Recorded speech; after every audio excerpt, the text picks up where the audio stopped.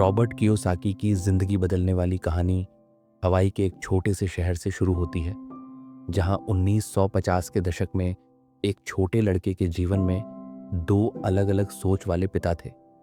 ये कहानी सिर्फ पैसे के बारे में नहीं है, बल्कि यह दो अलग अलग जीवन दर्शन के बारे में है जो हमारी पूरी जिंदगी को बदल सकते हैं। रॉबर्ट कियोसाकी के जीवन में दो पिता थे। एक उसका असली पिता, जिसे वह पुअर डैड कहता था, और दूसरा उसके सबसे अच्छे दोस्त माइक का पिता, जिसे वह रिच डैड कहता था। पुअर डैड हवाई राज्य के शिक्षा विभाग में एक उच्च पदस्थ अधिकारी थे। वे एक उच्च शिक्षित व्यक्ति थे जिन्होंने स्टैनफोर्ड विश्वविद्यालय से स्नातक की डिग्री और नॉर्थ वेस्टर्न से पीएचडी की डिग्री हासिल की थी। वह पूरे हवाई में सम्मानित व्यक्ति थे और लोग उन्हें उनकी शिक्षा और उपलब्धियों के लिए जानते थे। उनकी आय अच्छी थी, लेकिन हर महीने के अंत में उनके पास बचत के लिए बहुत कम पैसा बचता था। पुअर डैड का मानना था कि शिक्षा और नौकरी ही सफलता की कुंजी है।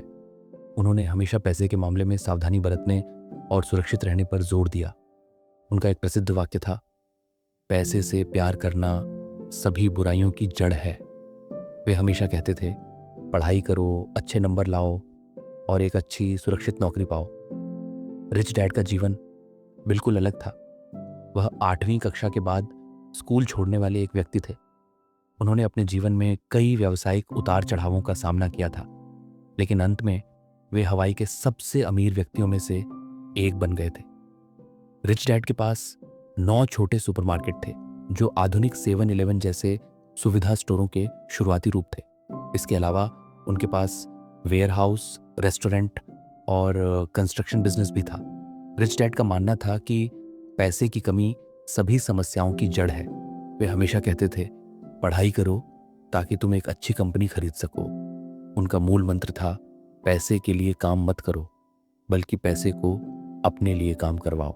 ये कहानी तब शुरू होती है जब रॉबर्ट सिर्फ 9 साल का था। उसके स्कूल में अधिकतर बच्चे अमीर परिवारों से आते थे। एक दिन कक्षा में रॉबर्ट ने देखा कि उसके साथी छात्रों के पास नए बेसबॉल के दस्ताने, नई साइकिलें और नई नई चीजें थीं। रॉबर्ट और उसका दोस्त माइक खुद को गरीब महसूस करने लगे, हालांकि वे वास्तविक रूप से गरीब नहीं थे। रॉबर्ट ने अपने पिता से पूछा कि वह कैसे अमीर बन सकता है।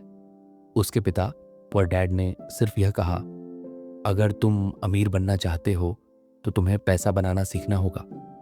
जब रॉबर्ट ने पूछा कि पैसा कैसे बनाएं, तो पुअर डैड ने कहा, अपना दिमाग इस्तेमाल करो। अगली सुबह रॉबर्ट ने अपने दोस्त माइक से इस बारे में बात की और दोनों ने पैसा बनाने की योजना बनाई। उन्होंने शाब्दिक अर्थ में पैसा बनाने का फैसला किया। 1950 के दशक में टूथपेस्ट की ट्यूबें शीशे, लेड से बनी होती थीं। रॉबर्ट और माइक ने अपने पड़ोसियों से इस्तेमाल हुई टूथपेस्ट की ट्यूबें इकट्ठा करना शुरू कर दिया। उन्होंने अपनी माँ की अनुमति के बिना उनके वॉशिंग मशीन के पास एक जगह चुनी जहां वे अपना कच्चा माल जमा कर सकते थे। एक केचप की बोतलों के कार्डबोर्ड बॉक्स में उनका छोटा सा टूथपेस्ट ट्यूबों का ढेर बढ़ता जा रहा था। अंत में रॉबर्ट की माँ ने पुट डाउन कर दिया, क्योंकि वह अपने पड़ोसियों के मैले, मुड़े हुए, इस्तेमाल किए हुए टूथपेस्ट ट्यूब देखकर परेशान हो गई थी। रॉबर्ट और माइक ने प्लान बनाया कि वे इन ट्यूबों को पिघलाकर सिक्के बनाएंगे। उन्होंने अपने घर के गैरेज में एक छोटी सी फैक्ट्री स्थापित की और हिबाची ग्रिल पर टूथपेस्ट की ट्यूबें पिघलाना शुरू कर दिया। उन्होंने प्लास्टर ऑफ पेरिस से बने सांचे में पिघला हुआ सीसा डाला और सिक्के बनाने की कोशिश की। जब रॉबर्ट के पिता ने उनकी पैसा बनाने की कोशिश को देखा, तो उन्होंने समझाया कि यह गैर कानूनी है और नकली पैसे बनाना अपराध है। दोनों लड़के निराश हो गए और उनका पहला व्यवसाय संचालन के पहले दिन ही समाप्त हो गया। पुअर डैड ने कहा, तुम गरीब तभी होते हो जब तुम हार मान लेते हो। सबसे महत्वपूर्ण बात यह है कि तुमने कुछ किया। उन्होंने लड़कों को सलाह दी कि वे माइक के पिता रिच डैड से बात करें। यहीं से रिच डैड की शिक्षाएं शुरू होती हैं। अगर आपको हमारे द्वारा बनाई गई समरी पसंद आ रही है तो आप हमारे चैनल को सब्सक्राइब कर सकते हैं और वीडियो को लाइक भी कर सकते हैं। रिच डैड ने उनसे कहा कि वह उन्हें पैसा बनाना सिखाएगा, लेकिन यह पारंपरिक कक्षा की तरह नहीं होगा। उसने उन्हें अपनी छोटी सुपरमार्केट में काम दिया, जहां उन्हें डस्टिंग का काम करना था। रिच डैड के पास ऐसी 9 छोटी दुकानें थीं। 3 हफ्तों तक रॉबर्ट और माइक ने मिसेस मार्टिन के लिए काम किया और हर घंटे के लिए सिर्फ 10 सेंट पाया। उस समय भी 1950 के दशक के मध्य में 30 सेंट बहुत कम राशि थी। कॉमिक बुक की कीमत 10 सेंट थी, इसलिए रॉबर्ट अपनी कमाई कॉमिक बुक्स पर खर्च करता था। चौथे हफ्ते तक रॉबर्ट का धैर्य खत्म हो गया और वह नौकरी छोड़ने का फैसला कर लिया। उसे लगा कि उसका शोषण हो रहा है। जब रॉबर्ट ने माइक से कहा कि वह नौकरी छोड़ रहा है, तो माइक मुस्कुराया और बताया कि उसके पिता को यह उम्मीद थी। रिच डैड ने कहा था कि जब रॉबर्ट छोड़ने के लिए तैयार हो जाए तो वह उससे मिलना चाहता है। शनिवार को जब रॉबर्ट रिच डैड से मिलने गया तो उसने देखा कि वहां 2 औरतें पहले से ही इंतजार कर रही थीं। रॉबर्ट को 45 मिनट तक इंतजार करना पड़ा, जबकि रिच डैड अपने ऑफिस में फोन पर बात कर रहा था। जब आखिरकार रिच डैड से मुलाकात हुई तो रॉबर्ट ने गुस्से में कहा कि वह अपना वादा नहीं निभा रहा और उसे कुछ नहीं सिखाया। तब रिच डैड ने अपना पहला महत्वपूर्ण सबक दिया: अमीर लोग पैसे के लिए काम नहीं करते। रिच डैड ने समझाया कि डर और लालच 2 मुख्य भावनाएं हैं जो अधिकतर लोगों की जिंदगी को नियंत्रित करती हैं। लोग पैसे की कमी के डर से नौकरी करते हैं और फिर पैसा मिलने पर लालच में आकर खर्च कर देते हैं। रिच डैड ने रॉबर्ट को पार्क में ले जाकर वहां के लोगों को दिखाया जो चूहा दौड़ रैट रेस में फंसे हुए थे। ये लोग अपनी पूरी जिंदगी नौकरी करते हैं, बिल भरते हैं और फिर से काम पर जाते हैं। वे नौकरी की सुरक्षा के भ्रम में जीते हैं और साल में सिर्फ 3 हफ्ते की छुट्टी का इंतजार करते हैं। रिच डैड ने रॉबर्ट को 25 सेंट, फिर $1, फिर $2 और अंत में $5 प्रति घंटा की पेशकश की। रॉबर्ट का दिल तेजी से धड़कने लगा, लेकिन उसने सभी पेशकशों को मना कर दिया क्योंकि उसे समझ आ गया था कि यह लालच का जाल था। रिच डैड ने समझाया कि उन्होंने जानबूझकर इस तरह की परीक्षा ली थी।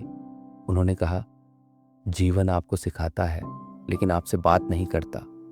यह आपको धक्का देता है और कहता है, उठो, कुछ सीखो। रिच डैड का दूसरा महत्वपूर्ण सबक था, एसेट और लायबिलिटी के बीच अंतर को समझो और हमेशा संपत्ति खरीदो। यह रिच डैड पुअर डैड के सबसे शक्तिशाली सबकों में से एक है। उन्होंने बताया कि संपत्ति वह चीज है जो आपकी जेब में पैसा डालती है, जबकि लायबिलिटी चीज है जो आपकी जेब से पैसा निकालती है। यह सिद्धांत इतना सरल था कि एक 9 साल का बच्चा भी इसे समझ सकता था, लेकिन अधिकतर वयस्क इसे नहीं समझते। रिच डैड ने समझाया कि अधिकतर लोग अपने घर को संपत्ति समझते हैं, लेकिन वास्तव में यह एक लायबिलिटी है। घर में ईएमआई, रखरखाव का खर्च, प्रॉपर्टी टैक्स और बीमा का खर्च होता रहता है। जब तक घर से कोई आय नहीं मिल रही, यह एक लायबिलिटी है। केवल किराए की संपत्ति जिससे मासिक आय मिलती है, वही वास्तविक संपत्ति है। रिच डैड ने संपत्ति के उदाहरण देते हुए समझाया, जैसे किराए की संपत्ति, अपार्टमेंट या घर जिससे आपको हर महीने किराया मिलता है। स्टॉक्स जो डिविडेंड देते हैं और जिनका मूल्य समय के साथ बढ़ता है। बिजनेस जो आपकी अनुपस्थिति में भी पैसा कमाता है और जिसे दूसरे लोग चलाते हैं। बॉन्ड्स जो नियमित रूप से ब्याज देते हैं। रॉयल्टी, किताबें, संगीत या पेटेंट से मिलने वाली आय। लायबिलिटी के उदाहरण, क्रेडिट कार्ड जो आपसे हर महीने ब्याज वसूलते हैं। कार जो मूल्य में घटती जाती है और रखरखाव का खर्च लेती है। लग्जरी आइटम्स, महंगे कपड़े, गैजेट्स जो आपके पैसे खर्च करवाते हैं। व्यक्तिगत अरंड जिन पर आपको ब्याज चुकाना पड़ता है। रिच डैड का मानना था कि अमीर लोग संपत्ति खरीदते हैं, जबकि गरीब और मध्यम वर्गीय लोग लायबिलिटी खरीदते हैं लेकिन उन्हें संपत्ति समझते हैं। तीसरा सबक था आर्थिक शिक्षा का महत्व। रिच डैड का कहना था कि एक व्यक्ति उच्च शिक्षित, व्यावसायिक रूप से सफल और आर्थिक रूप से अशिक्षित हो सकता है। स्कूल में हमें पैसे के बारे में कुछ नहीं सिखाया जाता। अधिकतर लोग अपने माता पिता से पैसे के बारे में सीखते हैं और यही कारण है कि अमीर अमीर बनते जाते हैं और गरीब गरीब रहते हैं। रिच डैड का मानना था कि आर्थिक साक्षरता आम साक्षरता से अधिक महत्वपूर्ण है। हमारे स्कूल हमें नौकरी के लिए तैयार करते हैं, लेकिन हमें वित्तीय स्वतंत्रता के लिए तैयार नहीं करते। उन्होंने रॉबर्ट को सिखाया कि आर्थिक बुद्धि यह नहीं है कि आप कितना पैसा कमाते हैं, बल्कि यह है कि आप कितना पैसा रखते हैं, यह आपके लिए कितना काम करता है और आप इसे कितनी पीढ़ियों तक रख सकते हैं। रिच डैड ने कैश फ्लो की अवधारणा भी सिखाई। उन्होंने समझाया कि यह महत्वपूर्ण नहीं है कि आप कितना पैसा कमाते हैं, बल्कि यह महत्वपूर्ण है कि आप कितना पैसा रखते हैं और अपनी आय का प्रबंधन कैसे करते हैं। उन्होंने कैश फ्लो का एक सरल डायग्राम बनाया जिसमें आय और खर्च दिखाए गए थे। उन्होंने समझाया कि मध्यम वर्गीय लोग अधिकतर अपनी आय को खर्चों में खो देते हैं, जबकि अमीर लोग अपनी आय को संपत्ति में निवेश करते हैं, जो फिर से आय उत्पन्न करती है। रिच डैड की आर्थिक स्वतंत्रता की परिभाषा थी जब आपकी संपत्तियों से मिलने वाली निष्क्रिय आय, पैसिव इनकम, आपके मासिक खर्चों से अधिक हो जाती है। इस बिंदु पर आप नौकरी छोड़ सकते हैं और अपना जीवन अपनी इच्छा से जी सकते हैं। रिच डैड ने ES BI cash flow quadrant की अवधारणा भी सिखाई, जो उनकी दूसरी किताब में विस्तार से बताई गई है। ये क्वाड्रेंट लोगों को उस तरीके से वर्गीकृत करता है जिससे वे अपना पैसा कमाते हैं। ई फॉर एम्प्लॉय, जो नौकरी करके पैसे कमाते हैं। एस फॉर सेल्फ एम्प्लॉयड, जो खुद के लिए काम करते हैं, जैसे डॉक्टर, वकील या छोटे व्यवसायी। बी फॉर बिजनेस ओनर, जिनके पास ऐसा व्यवसाय है जिसे दूसरे लोग चलाते हैं। आई फॉर इन्वेस्टर, जो अपने पैसे से पैसा कमाते हैं। रिच डैड के अनुसार लोग दो तरह के होते हैं, जो कैश फ्लो क्वाड्रेंट के बाएं तरफ ई और एस से अपनी सफलता देखते हैं, और वे जो दाएं तरफ बी और आई से देखते हैं। ई क्वाड्रेंट कर्मचारी वे लोग हैं जो दूसरों के लिए काम करके आय अर्जित करते हैं। वे सुरक्षित नौकरी, अच्छे वेतन और उत्तम लाभों की तलाश करते हैं। वे डर के जवाब में सुरक्षा की तलाश करते हैं। उनके लिए सुरक्षा पैसे से अधिक महत्वपूर्ण होती है। एस क्वाड्रेंट स्वरोजगारी लोग प्रति घंटे एक निश्चित दर पर काम करते हैं। वे अपने बॉस होने का आनंद लेते हैं। वे कट्टर परफेक्शनिस्ट होते हैं। वे अपने कड़े परिश्रम के लिए भुगतान की उम्मीद करते हैं। वे स्थिति को नियंत्रित करके डर का जवाब देते हैं। अच्छी शिक्षित पेशेवर जैसे डॉक्टर, वकील, दंत चिकित्सक इस क्वाड्रेंट में आते हैं। बी क्वाड्रेंट व्यापार मालिक चारों श्रेणियों ई, एस, बी, आई से स्मार्ट लोगों को अपने आसपास रखते हैं। वे प्रतिनिधिमंडल करना पसंद करते हैं। उनका मानना है, खुद क्यों करें जब आप किसी को काम पर रख सकते हैं और वे इसे बेहतर कर सकते हैं। वे सिस्टम के मालिक और नियंत्रक होते हैं। वे दूसरों का समय ओपीटी और दूसरों का पैसा ओपीएम इस्तेमाल करते हैं। आई क्वाड्रेंट निवेशक बी क्वाड्रेंट के लोगों में निवेश करते हैं। 3 प्रकार के निवेशक होते हैं। टाइप ए, जो समस्याएं खोजते हैं। टाइप बी, जो उत्तर खोजते हैं। टाइप सी, जो अवसर खोजते हैं। रिच डैड का मानना था कि सबसे अधिक स्वतंत्रता बी और आई क्वाड्रेंट से आती है, जहां दूसरे लोग आपके लिए काम करते हैं या आपका पैसा आपके लिए काम करता है। रिच डैड का मानना था कि नौकरी करने से आप अमीर नहीं बन सकते, व्यवसाय चलाने से बन सकते हैं। एक दिन रिच डैड ने रॉबर्ट और माइक से पूछा कि मैकडॉनल्ड्स का व्यवसाय क्या है। दोनों लड़कों ने कहा कि यह हैमबर्गर का व्यवसाय है, लेकिन रिच डैड ने बताया कि मैकडॉनल्ड्स का असली व्यवसाय रियल एस्टेट है। उन्होंने समझाया कि मैकडॉनल्ड्स दुनिया की सबसे बड़ी रियल एस्टेट कंपनी है जो रेस्टोरेंट के रूप में काम करती है। वे ज़मीन खरीदते हैं, रेस्टोरेंट बनाते हैं और फिर फ्रेंचाइजी वालों को किराए पर देते हैं। रिच डैड ने बताया कि मैकडॉनल्ड्स के रेस्टोरेंट अक्सर प्राइम कमर्शियल रियल एस्टेट पर स्थित होते हैं, जहां बहुत अधिक यातायात होता है। ये रियल एस्टेट समय के साथ मूल्य में बढ़ता है, जिससे कंपनी के लिए एक मूल्यवान संपत्ति बनती है। मैकडॉनल्ड्स अधिकांशतः फ्रेंचाइज मॉडल के माध्यम से संचालित होता है।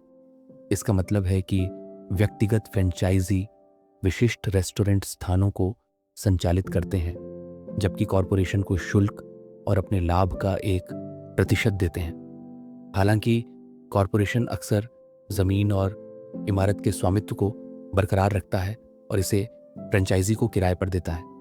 मैकडॉनल्ड्स ज़मीन और संपत्ति के मालिक के रूप में फ्रेंचाइजियों से किराया आय अर्जित करता है, जो परिसर को लीज पर लेते हैं।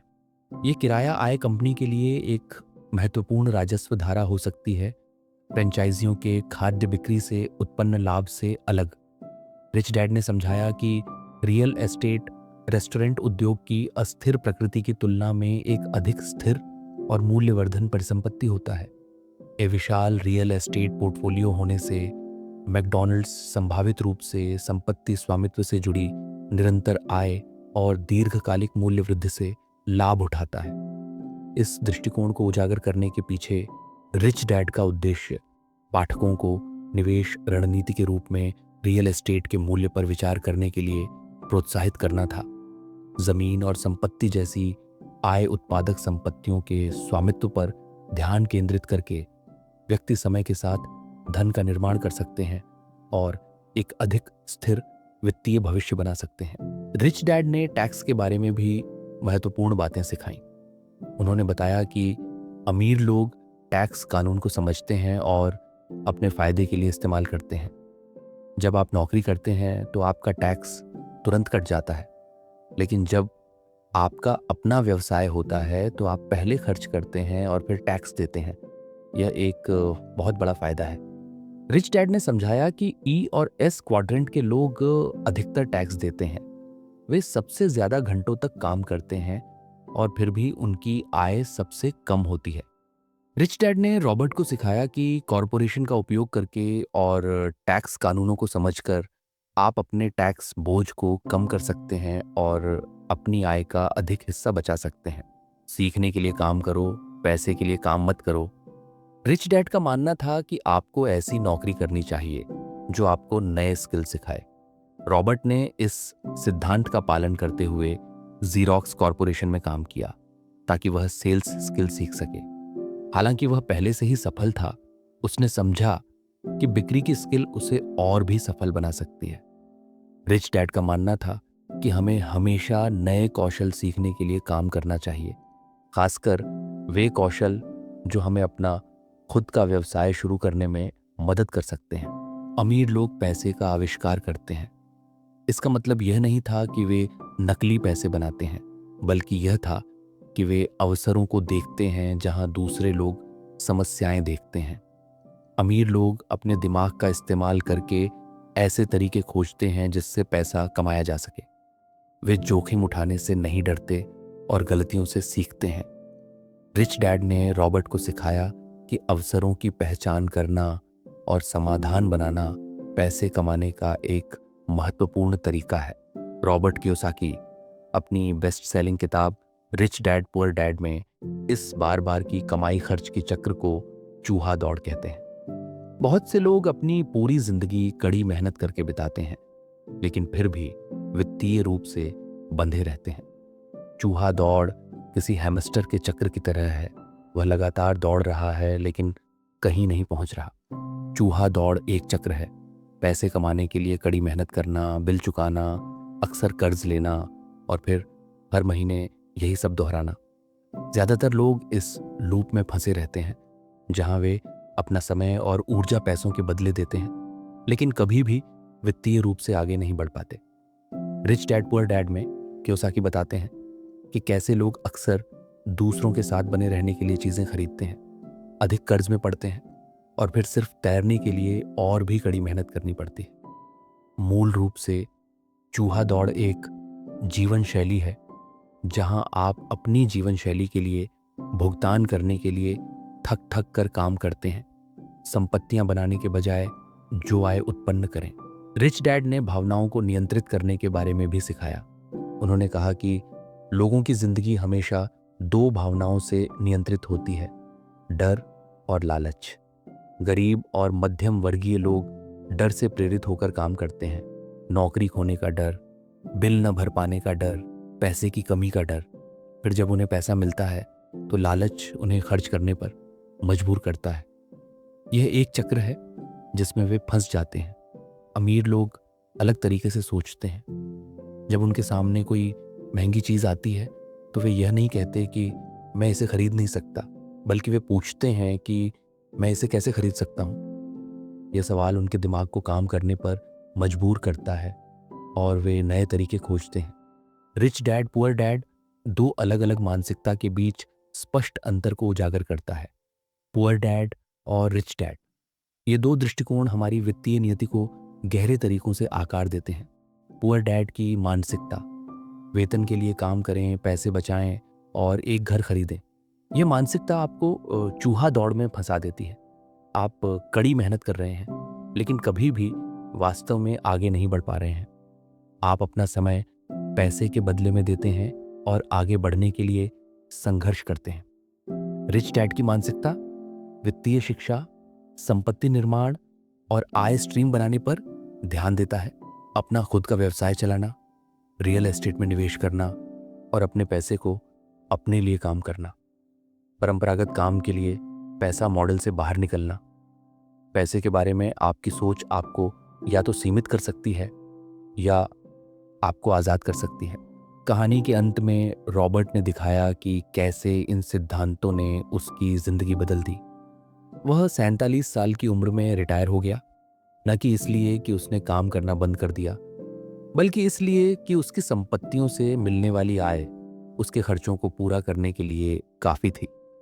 उसने रियल एस्टेट, स्टॉक्स और व्यवसायों में निवेश किया था।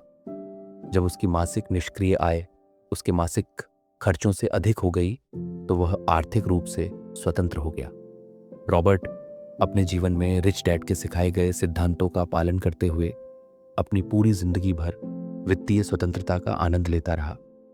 उसने अपनी किताब रिच डैड पुअर डैड के माध्यम से इन सिद्धांतों को दुनिया के साथ साझा किया, जिससे लाखों लोगों को अपनी वित्तीय स्थिति सुधारने में मदद मिली।